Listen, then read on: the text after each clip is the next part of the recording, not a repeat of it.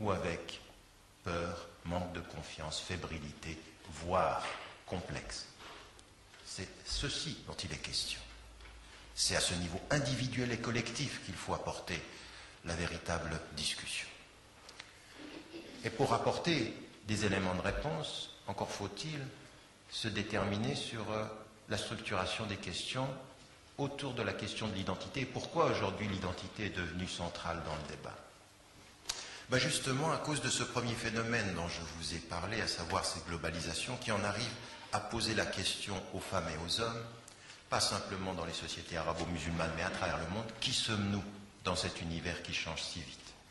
Où l'une des caractéristiques est l'expression de la vitesse. Vitesse technologique, vitesse des transactions économiques, vitesse de l'expansion culturelle, vitesse de la destruction de notre patrimoine naturel. Cette vitesse-là, elle n'est pas simplement une transformation qualitative. À partir d'un certain moment, on le sait d'ailleurs avec des éléments de la physique, même de la physique quantique, à partir d'un certain moment, vous passez un seuil où la physique quantique n'est pas simplement une nouvelle sphère de questionnement, mais la nature même de ces questionnements change la nature, la substance, la qualité de la question essentielle. Et bien, c'est exactement la même chose avec la vitesse. À un moment donné, la vitesse est tellement rapide qu'elle ne change pas la quantité du questionnement, mais la qualité même du paradigme sur lequel nous travaillons. Et aujourd'hui, la vitesse de notre civilisation, la vitesse dans le monde, est telle que ce ne sont pas la quantité qu'il faut savoir gérer. C'est que cette quantité atteint un tel seuil qu'elle remet en cause la qualité même du questionnement et des fondamentaux. Quelle qualité on a? Comment on approche ces questions? Et donc, on en arrive à une question de l'identité. Et par rapport à cette question de l'identité, qu'est-ce que c'est? C'est la définition de soi. Comment vous définissez-vous dans un monde qui va si vite, dans des civilisations qui se sont autant rapprochées, et en même temps qu'elles se rapprochent, elles sont dans une situation de tension sur la perception qu'on a de l'autre.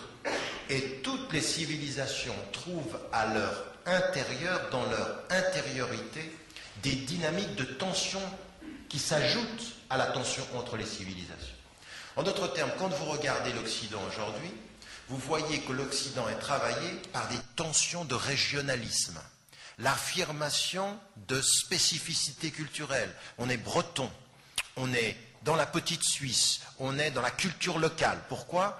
Parce que la perte du référent national, la globalisation du fait référent général renvoie à des identités exclusives locales. Vous avez exactement la même chose dans le monde musulman. Vous avez ici au Maroc la réalité d'une identité nationale, mais qui voit émerger des spécificités linguistiques, des spécificités traditionnelles et historiques qui s'affirment par la crainte d'être perdus dans le grand tout et qui ont un risque. Au nom de la résistance à une globalisation qui lamine tout, remettre en question les unités nationales qui étaient la substance même d'un destin d'une nation ou d'une communauté. Et vous l'avez ici, mais vous l'avez dans tellement de régions du monde majoritairement musulman et du monde arabo-musulman. Ces identités locales qui vont s'exprimer soit par la culture, soit par la langue, soit par un autre différentiel, en disant la religion qui nous unissait n'est plus suffisante pour nous définir. La nation qui nous déterminait reste notre nation, mais elle n'est plus la seule référence qui nous permet de nous identifier. Et donc vous avez des tensions identitaires dans tout le monde et qui sont de plus en plus petites à mesure que la globalisation est plus grande. On restreint nos univers de référence à mesure que le monde est emporté par une globalisation si rapide. Et qu'est-ce que ça dénote? Une peur, une crainte de se perdre. Alors, de deux choses l'une. Le débat sur l'identité va avoir deux postures. Soit il est de nature positive, soit il est de nature négative. Qu'est-ce que c'est que le discours positif sur l'identité? La capacité de regarder cet univers global, de se regarder soi, en se déterminant de l'intérieur positivement. Quels sont mes principes? Quelles sont mes finalités? Et comment, de l'intérieur, je vais à la fois faire face au monde et rester fidèle, de façon positive, c'est-à-dire une définition de soi qui vienne de l'intérieur de sa détermination. Et vous avez une définition négative de l'identité. Cette obsession de se définir par ce que nous ne sommes pas, c'est-à-dire dire ma différence avec l'autre ou dire ce que je ne suis pas est le meilleur moyen de dire ce que je suis. Le discours musulman à l'époque contemporaine est un discours à qui l'on a imposé une identité négative. Il ne se dit pas dans ce qu'il est, mais il se justifie par celui qui lui impose de dire ce qu'il n'est pas. Et ça, c'est une attitude psychologique extrêmement intelligente. Quand vous n'avez pas les armes matérielles pour mettre quelqu'un dans une situation de défensive, opérer une pression psychologique constante par l'extrême de l'identité de l'autre pour lui imposer systématiquement la posture de la défensive au centre. Si le centre se laisse s'exprimer, il dira avec épanouissement ce qu'il est, mais si on le presse par les extrémités, il passera son temps à dire ce qu'il n'est pas. On lui impose une définition négative de son identité. Et cela est basé essentiellement sur quoi? Sur le manque de confiance en soi. Si on réussit, en opérant sur les extrêmes, à vous donner un manque de confiance en vous, vous définirez systématiquement votre identité dans la peur et sur la défensive. Une identité réactive, pas affirmée, pas de confiance. Regardez le monde majoritairement musulman, 90% de notre discours international et national est un discours islamique de la réaction, de la réactivité, de la peur et du manque de confiance. Mais ça ne vient pas du hasard. Ce n'est pas le hasard. C'est une réalité internationale sur laquelle on peut jouer parce que c'est le meilleur moyen de juguler un phénomène.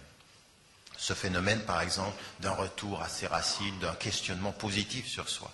Donc la question de l'identité, il ne faut pas simplement la poser en termes normatifs, il faut la poser en termes psychologiques.